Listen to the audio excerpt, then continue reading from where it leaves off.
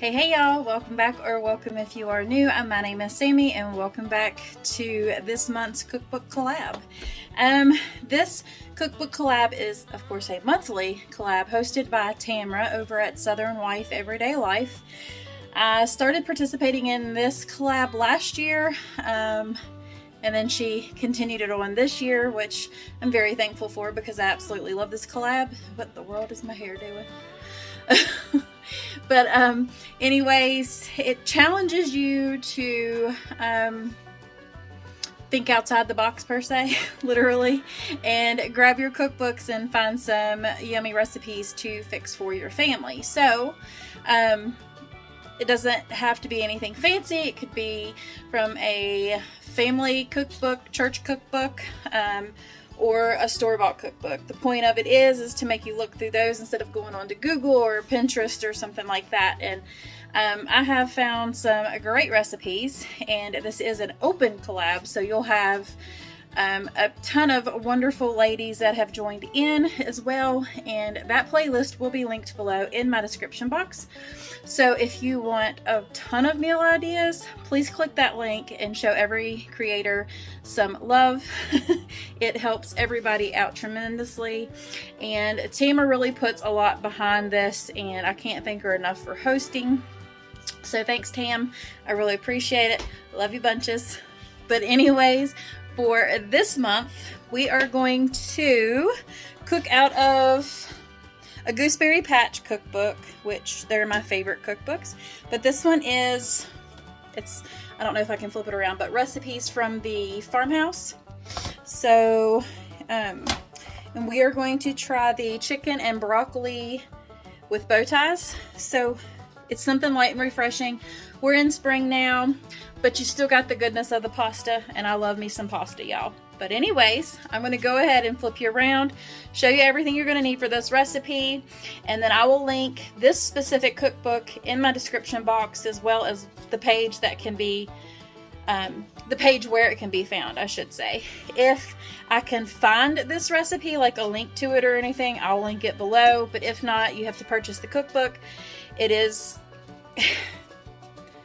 It's not my recipe, so I can't share measurements out of respect to the authors and who this recipe belongs to. So anyways, let me flip you around and I'm going to show you everything you need for this delicious recipe. Alright, so you'll need some chicken breast. I just had the thin sliced on hand, so I went ahead and I'm going to go use those. And of course you have to have salt and pepper, but I typically just use this. So use whatever seasoning your little heart desires. I like Nature Seasoning and Cavender's, but I gotta get it out of my cabinet. I forgot that one. So this is what I'm gonna cook my chicken in. Of course, you will need bow tie pasta. If you don't like bow tie pasta, whatever pasta you like or your family likes, by all means use it. You will need some Parmesan cheese, olive oil. Mine is in a jar because the bottle wouldn't fit in my cabinet. Garlic, a lemon, some butter, and some broccoli. So I'm going to go ahead and get this chicken cleaned up, get it separated on a plate, and then I'm going to chop up my broccoli, get everything ready to go and set up, and then I will bring you back when we start all of this yumminess right here. So I cut the broccoli off the bunch, and now I'm just going to cut it into bite-sized pieces per the recipe and then set it aside. I do have my chickens cleaned and trimmed up, so I've got that ready to go. So we're just going to go ahead and get this broccoli chopped up. I'm gonna trim off some of the stems too, just to kind of make it more bite-sizey, if that's a word, if I don't throw it everywhere. So I'm gonna continue to do that, and it kind of makes it cut up better as well. So I'm gonna go ahead and finish cutting up all this broccoli and bring you back here in just a minute.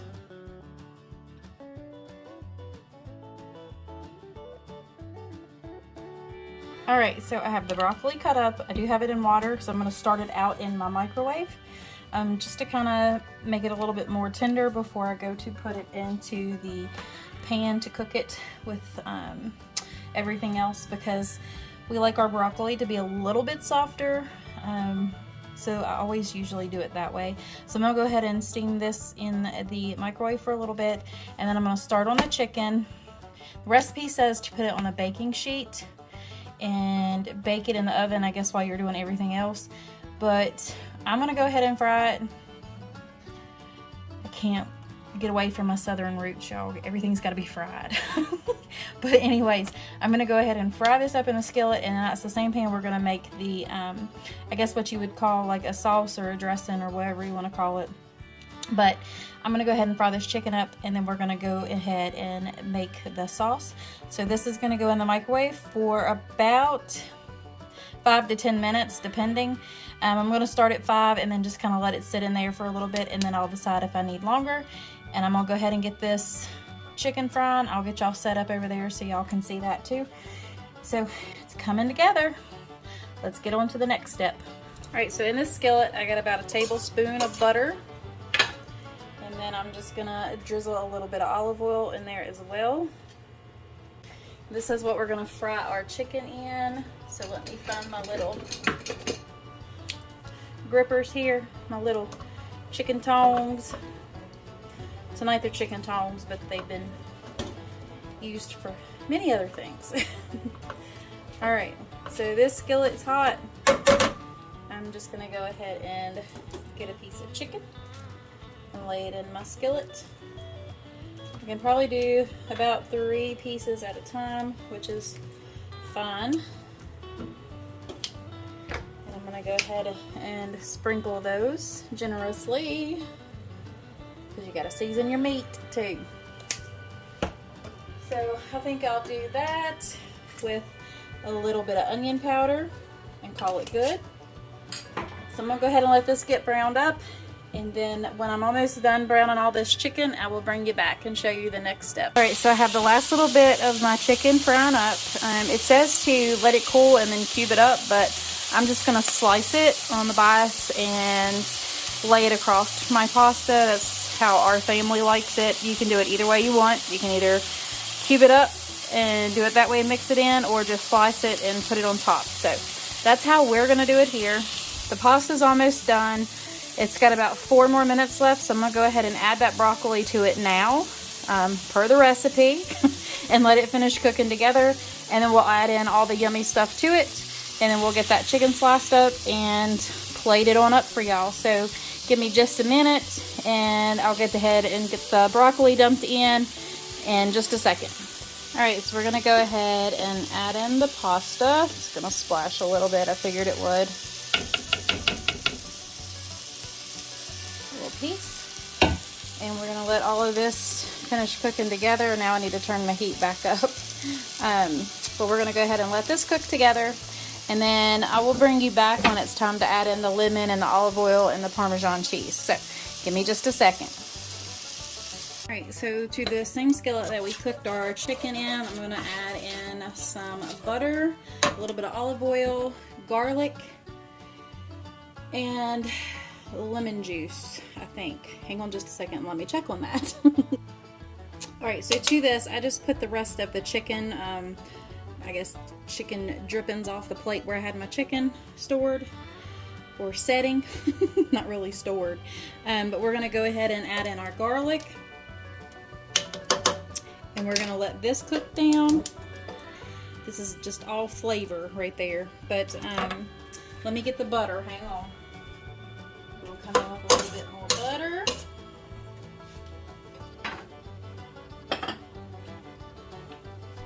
And a little bit of olive oil, not too much. And basically we're just gonna let this cook down a little bit and let it get happy in there with all those flavors. And then we're gonna add this to the pasta and the broccoli. They're about to be finished cooking right now. And then we will toss in the Parmesan cheese and the lemon juice. And then it'll be ready to serve. I am gonna throw some garlic breadsticks in the oven real quick so they can be cooking too. So I will bring you back here shortly. All right, so that has finished. I've got the noodles and the broccoli drained, so I'm gonna go ahead and dump this in here now. And I do have some of the pasta water reserved in case I need to add it back in the pan. So we're gonna go ahead and add the bow tie in the broccoli. We can put that in the sink. And where did my spoon go? I need my spoon. We're gonna go ahead and stir that. We might have to add a little bit more butter. Just have to see. Because that is pretty much the sauce. And I might have to add a little bit more olive oil. So give me just a second. Let me get it out. So, a little bit more olive oil. And let me get the butter. I'll just go ahead and throw that in. And then once I get this melted, we're gonna add in the cheeses. And I know I'm gonna have to have some of that pasta water, so it's always good to save that because that is straight up flavor since everything was cooked in it. All right, so that looks good. I'm gonna go ahead and add in this pasta water. Okay, let me add in this pasta water. I still got some broccoli left in it too, but that's okay. All right, you're definitely gonna have to have that. All right, so let me stir in the cheese, and I'm using Parmesan Romano. So we're gonna stir in some of that, save some for the top too, and splash it all over your stove. It makes the food taste better, it really does. I swear everything I cook, it ends up in my stove, and then I have to clean it all the time. But I love my gas stove, so I will not change that. Okay, so that is done. I'm gonna go ahead and cut my lemon and get my little strainer over here. Juiced. I did roll my lemon, that way I can get more juice out of it, and strain it over that to where I can get all those juices out without putting seeds in my pasta.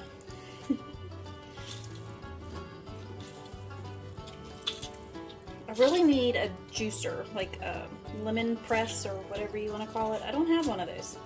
I should invest in one. All right, so we got that in there. Get rid of this, wash my hands, and then we'll stir all that up as well.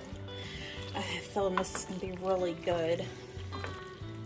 It smells amazing, I'll tell you that. And I do have the breadsticks in the oven cooking. So, alright, this is done. We got the chicken done, so we're just waiting on the breadsticks. That is all finished. Let me get you a little close up here. Looks delicious.